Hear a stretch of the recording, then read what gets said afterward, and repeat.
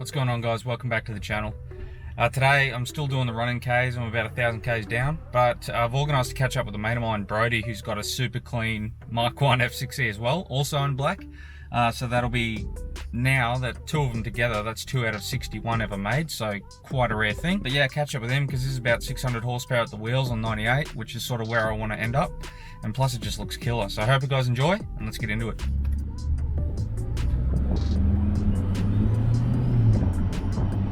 Man, his car sounds just so good.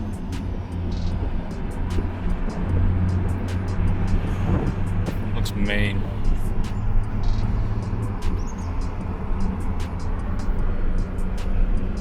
Got to do the obligatory tunnel run. You can't just have a T51 R modded turbo and not do a tunnel run. And no, I don't mean mine.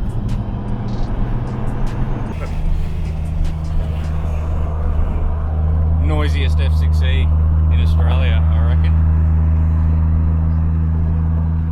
So tough. That concave though.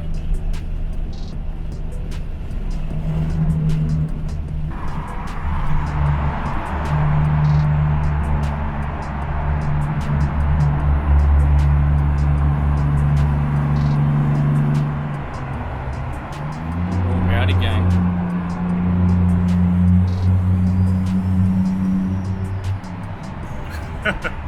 Man, the whistle is sick. Is he gonna hit it? Woo! Ah, man. Mine just sounds like a vacuum by comparison. It's just nothing.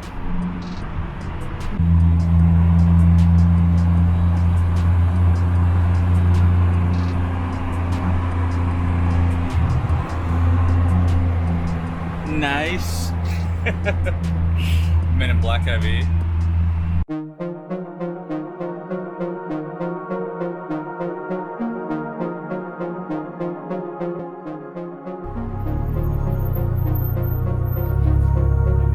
What's up, what's up? I wasn't sure you were gonna make the turn.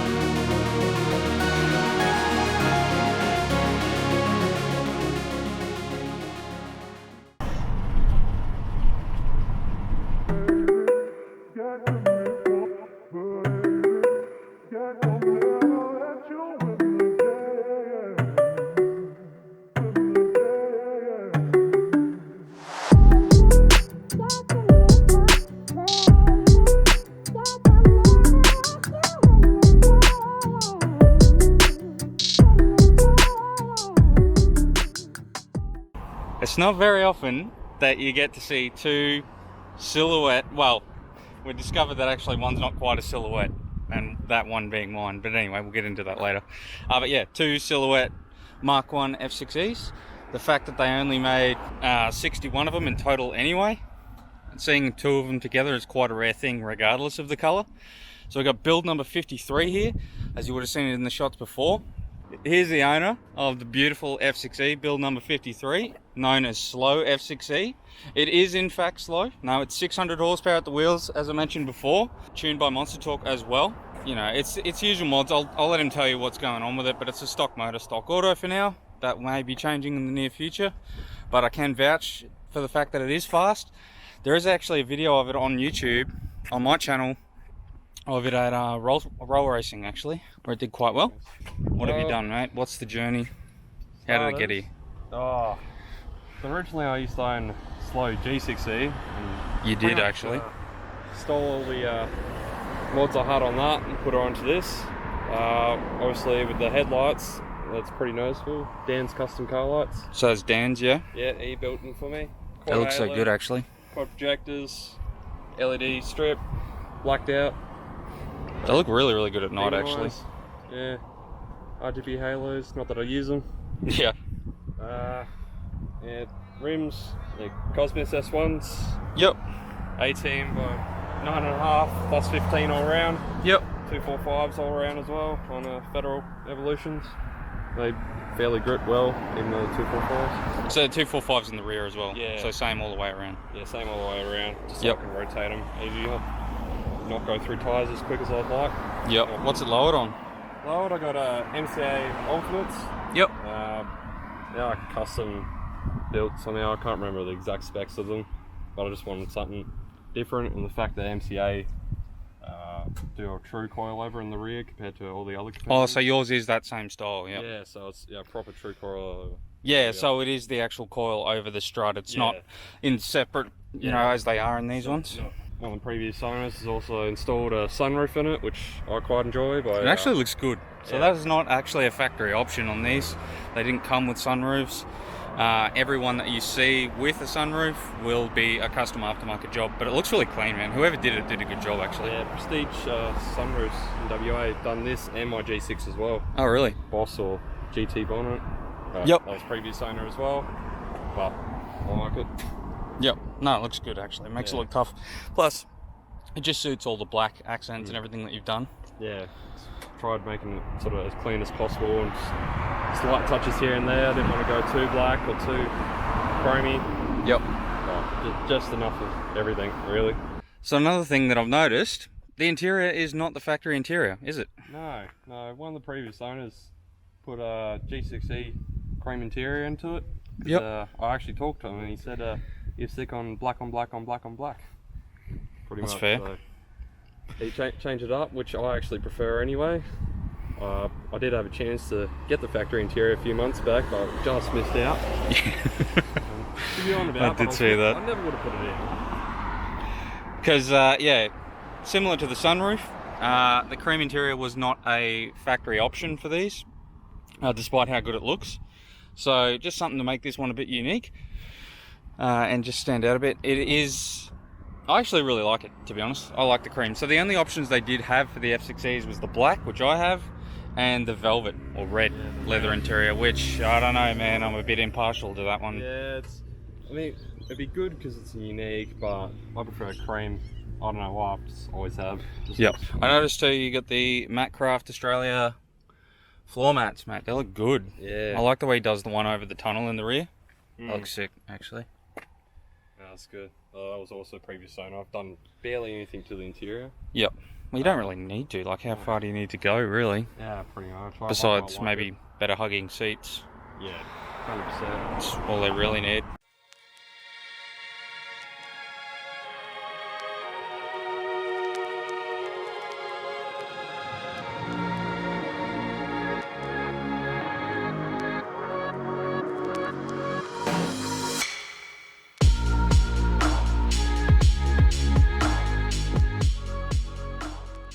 Started off with the Maculec Industries turboside intake and battery relocation.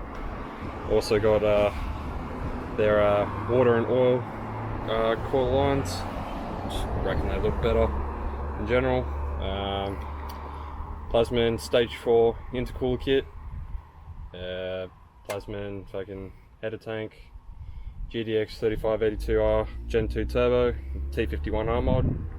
That's also got a TurboSmart ProGate 50 wastegate. Oh, so yours is a 50mm. Yeah. So Yeah, nice. Want that little bit of extra breathing room, just Yeah, in case. yep. Raceworks 1300cc injectors, Atomic billet oil pump gears, backing plate, high pressure spring, Atomic heavy duty plumbing chain kit, ARP head studs, crackdown valve springs, full custom exhaust done by Mad Dog Customs, which is a 4-inch dump to a twin 3.5-inch system, two 3-inch Magnaflow resonators, back to a 4-inch going over the rear cradle, going into a custom rear muffler made by Reaper Engineering. Which looks good, actually. They did a killer job. Like, the welding job on it alone is really well born. Vibrates the whole car. Yeah, it vibrates the cars next to you, Yeah, actually. I know. Yeah, you said you couldn't say. I can feel my door cards vibrating, man.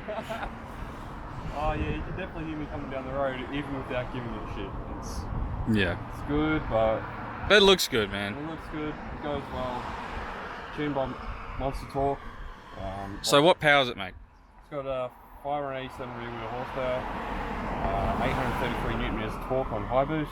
On 98, Yeah, to clarify. on 98. I'm not going E85 yet until I build the gearbox, which is Not fun. soon. Rest in peace with the run-in. We're about halfway through with that thing, actually. Yeah, that's what I'm dreading at the moment. But I would have built it, but I bought an XY wagon, so I'll put this one on hold for a bit. Just done the IMS twin diff bush hat. Yep. Good mod, that one. Yeah, it's really good. Highly rate that. Got a true track diff. Also changed the diff ratio from 273 to 323, just for a little bit more pickup. Oh, you actually changed the ratio. I actually did change the ratio. How's it rev at 100? It's pretty good. It's only just over 2 grand. Oh, really? Actually, that's at 110 too. It's Yeah, only okay. just over. Because I was going to say, this is about 1550 at 100 at the moment. And that's with the stall. Yeah. Oh, yeah, So- what stall you got? Oh, shit. You can ask. Yeah, what stall you got now?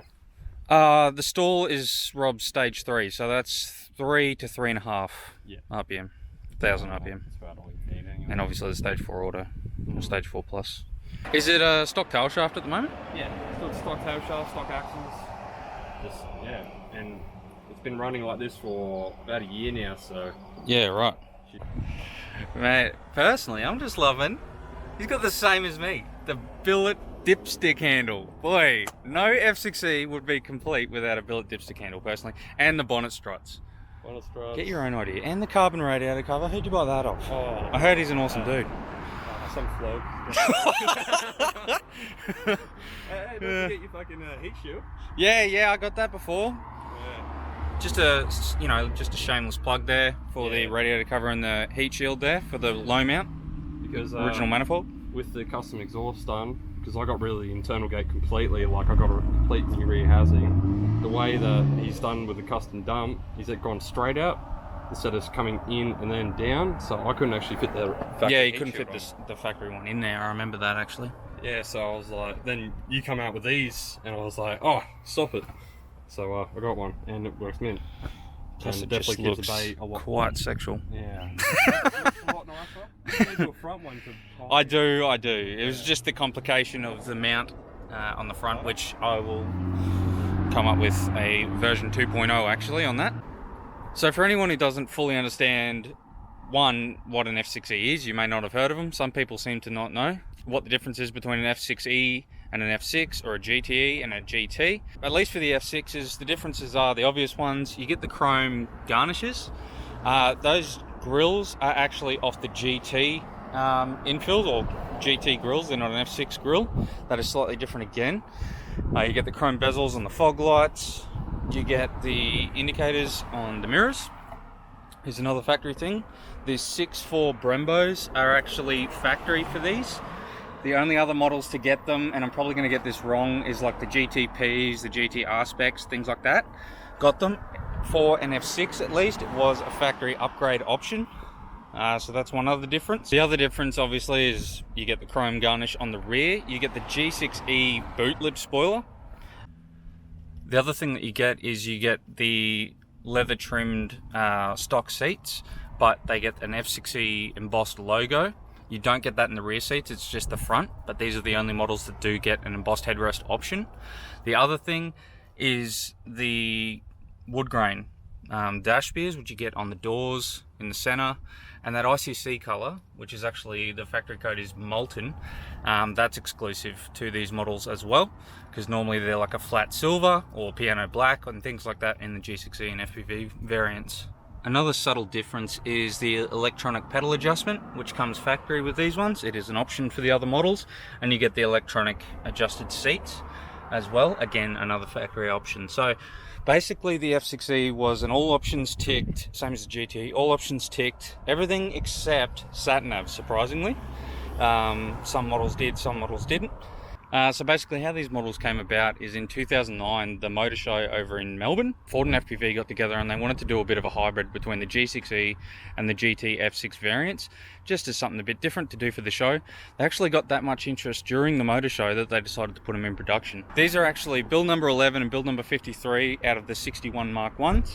In total, from Mark 1 to Mark 2, there was 115 built in total. So I may be corrected here, but from what I've been told and everything I've read, this is the most limited production of any Ford FPV ever. Now that's not to say that they were actually limited in terms of they were only ever going to build 115. That's just the orders that they did get.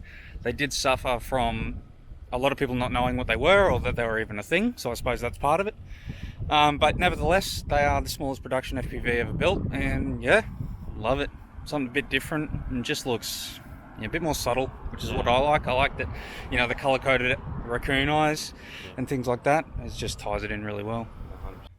Other subtle differences between even the F6E models is the Mark 1 got twin FPV logos on the dash, and you actually got a factory boost gauge on the tacho as well. And the only other thing that the F6Es and GTEs got is a no manual option. So that's going to be a sad face for quite a few people, I'm sure. But they did only come with a ZF option from factory. There's only one manual converted GTE that I'm aware of over in Queensland, which is quite cool. And it's also a red interior, so a bit different.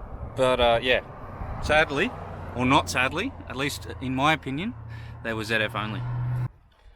Well, that's going to do it for this time, guys. As always, there's going to be heaps to come. Still plenty more on the Mustang. I'm actually looking to organise a cruise with a few more F6Es over here. One of them is actually just over 1,000 horsepower. Very, very cool. So hopefully I can get all the boys together and we can do a bit of a cruise. But yeah, as always, if you enjoy the content and you want to see more, make sure you're subscribed. It does help me a lot and it shows YouTube that you do like the content. And if you have any ideas of anything you'd like to see, it doesn't just have to be Falcons. I do actually want to branch out a bit, get anything JDM, Euro. If you're in Perth, send me a message and we'll tee something up. I'll see you in the next one, guys. Catch ya.